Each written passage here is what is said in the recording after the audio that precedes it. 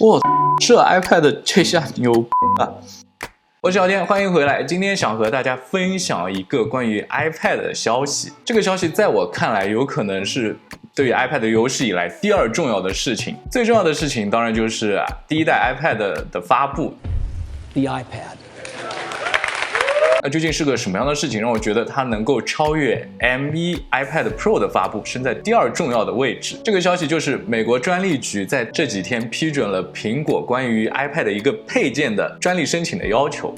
这是一个什么样的配件呢？它是一个给 iPad 使用的一个键盘配件。这个键盘我们可以看到和苹果现在大多数的键盘布局非常类似，有一个很大的触控板，然后这些是键盘本体。但是有一点不一样的，也是和现在的苹果这些键盘包括 Magic Keyboard 不一样的地方，就是它在这个地方是有一个铰链的。那为什么我觉得一个键盘的发布会是第二重要的事情呢？这是因为根据专利上的消息，这款键盘不仅能够提供给用户更多的灵活办公的机会，更重要的是它可以让 iPad 用上类似于 Mac OS 的系统。你没有听错，是 Mac OS 系统。我们都记得在2020年，当苹果发布 M1 iPad Pro 的时候，广大的消费者们都非常激动，都以为终于能够在 iPad 上使用这些类似于 Final Cut Pro 这样的专业的生产力工具了。但事实上呢，尽管苹果发布了 M1 芯片，也尽管苹果在 iPad OS 上花了很多的功夫，做了不少的改进，但是我们最终也没有见到那些专业级别的软件在 iPad 上出现。对于很多消费者来说，这都让他们感到很不安，也很不解，究竟我们在什么时候才能够在 iPad 上用到这些软件？因为 iPad 的性能完全是足够的，就看苹果愿不愿意把这个技术、把这些功能下放到 iPad 上。那在苹果获得这份专利的审批之后，我感觉离这一天的到来似乎越来越近了。我们先来看看它是怎么实现这个功能的。首先，在 2A 这个图片里面，我们可以清晰的看到，当 iPad 和键盘连接了之后，显示的界面，这个上面的菜单栏 Find、File、Edit、View， 这些就和我们平时大家使用 MacBook 的时候一样的菜单界面，以及右边这些一个显示器、一个 WiFi 连接的标志、电池、日期以及时间，这都和我们使用 MacBook 的时候的菜单栏是一模一样的。我觉得更让我们值得注意的是，它这边的两个窗口 Windows 1和 Windows 2，这两个窗口的显示并不是我们现在 iPad 上使用的左右两个窗口同行的这么一个状态，而是更接近于我们在使用笔记本电脑时悬挂的这些窗户的样子。如果它能够再多放一个窗口，我相信就更能够确定这是一个非常，我不能说它完全和 Mac OS 相同，但至少是一个非常接近于 Mac OS 的操作系统了。这个配件究竟是怎样实现这个 Mac OS 的功能呢？我们接着往下看，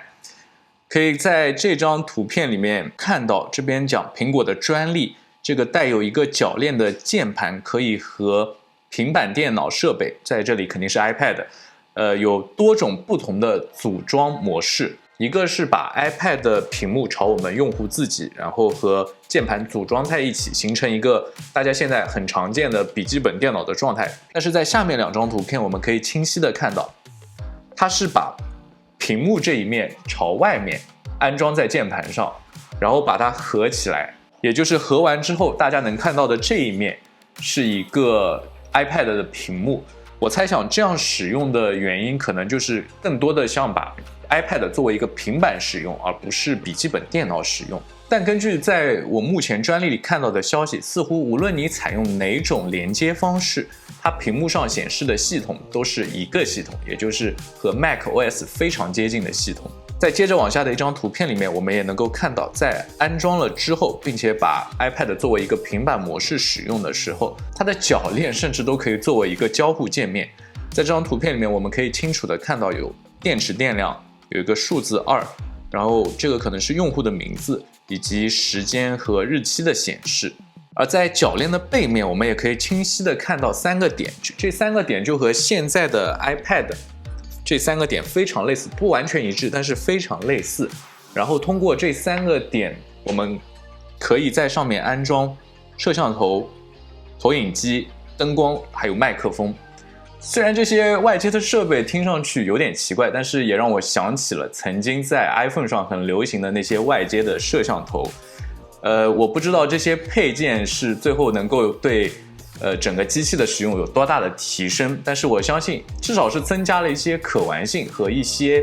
可能的生产力。当然，因为这些图片都是来自于苹果的专利，可能在之后真正的产品出现的时候并不会完全一致。那对于看到这样一则消息，我个人是非常兴奋的。它的专利的报告有非常多页，因为时间的关系，我并没有能够把每一页的内容都看得非常仔细，所以就是想第一时间先和大家分享这个消息。如果后面有机会，我会再多做一些关于专利的研究，然后给大家更新一些更详细的信息。那我现在对于这样一个设计和一个产品，我的疑问就是，我们是需要购买一个完全新的 iPad 设备，加上这个键盘的配件，才能够使用这样一个专业的 macOS 模式吗？还是说苹果能够大发慈悲，让我们在现在有的比如 M1 的 iPad Pro 上就能够使用这样一个功能呢？